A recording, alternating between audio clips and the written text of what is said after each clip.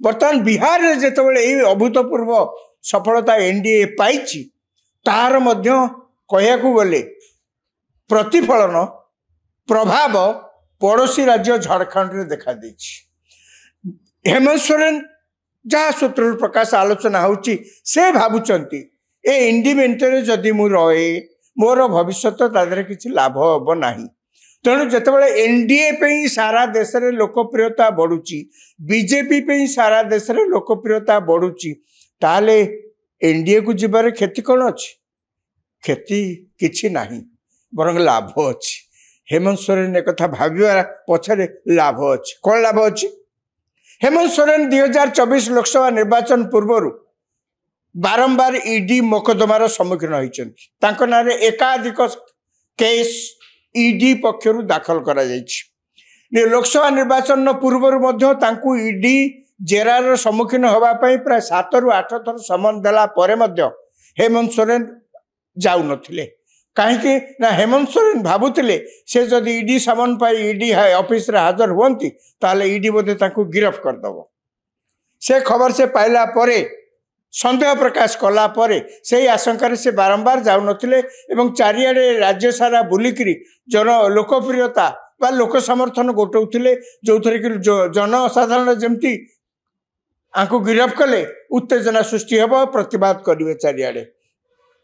यार भितर कौन हैला यार भितर हेमंत सोरेन अनुभव कले तांको नारे कौन अभियोग थिला तांको नारे अभियोग थिला जे से सरकारी क्षमतार अपव्यवहार करी माइन्स निज नारे निज परिवार नारे करे नहीं।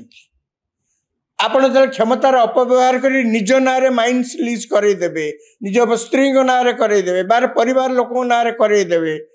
ये जो इनक्वारी हम यह एक बेआईन कार्य बोली तो जना पड़ो सत मिछ अभियोग तांको नारे ईडी पक्षर यह बारंबार समन करा जाउतला से ताकू कौन से ना कौन से प्रकार हेय ज्ञान करके रही जाउतले अवॉइड करके रही जाउतले जे गले सेठी काले गिरफ हेबे बोलिकरी किंतु केंद्र सरकार तो छाड़वा लोक नुहति ईडी मध्य छाड़वा संस्था नुहे गड़ी गड़ी गड़ी गड़ी चलला परे शेष जनवरी 31 तारीख दिन हेमंत सोरेन को गिरफ्त करागला। से प्रथमे राज्यपाल दफ्तर को गले सेठा निजर इस्तफा पत्र दाखल कले तापरे ईडी तांको गिरफ्त कला। सेतबेले जेंति लागुथला सब किछि अरेंज हेकरी व्यवस्थित हेकरी सब कराउची ये जिबे राज्यपाल राजभवन को जिबे सेठी इस्तफा पत्र दाखल करिवे तापरे ईडी तांको गिरफ्त करिवे जा ईडी तांको गिरफ्त कला 5 मास परे हाईकोर्ट रो निर्देश बल से रिलीज हेले। बीजेपी केंद्र सरकार अभियोग सत हो कि मिछ हो ता तो कोर्ट रे विचाराधीन अच्छी ता भविष्य कहब किंतु राजनैतिक दृष्टिकोण देखिले हेमंत सोरेन को बीजेपी तांको नारे ईडी लगेकरी तांको बराबर नाना प्रकार राजनैतिक हैरान हरकत कर। दुई रे हेमंत सोरेन जेते हैरान हरकत हेले मध्य बीजेपी किसी विशेष राजनैतिक फायदा पाई नाही कहीं ना नवेम्बर परे जब नवेम्बर रे इलेक्शन हैला विधानसभा निर्वाचन हैला 2024 रे सेतेबेले हेमंत सोरेन को दल तो क्षमता को आसला बीजेपी तो आस पारानी बीजेपी मात्र 21 सीट रे सीमित रहा अर्थात जेएमएम कर दल 34 सीट एवं वामपंथी कांग्रेस रो 16 सीट एमती मिसिक से सरकार कले। तेणु राजनैतिक दृष्टिकोण ये जेते जहाँ अभियोग आणिक गिरफ्त करके जेते जहाँ कले राजनैतिक फायदा तो किसी मिललानी। उभय वर्तमान परस्पर कथा को बुझी पारछंती बीजेपी बुझी पारुची जे आमे जेते जहाँ कले जन समर्थन आ गोटे आड़े आईन तार बाटे जाउची आईन अनुजाई गिरफ्त कराई ना केस कराई कोर्ट रे विचाराधीन अच्छी कोर्ट जहाँ विचार करेंगे तेणु आईन ता बाटे जाउची किंतु आईन एवं आम गणतांत्रिक व्यवस्था रे भोट ये दीटा अलग जिनस भोट रे देखागला हेमंत सोरेन को लोकप्रियता बहुत अधिका ना से किंतु भोट पाई था यार भितर बोध हुए जहाँ चर्चा होची उभय बीजेपी एवं हेमंत सोरेन बोध हुए से माने बुझीचंती जे भविष्य रे आमे दुहे जदि हाथ मिलैकरी राजनीति न करिबा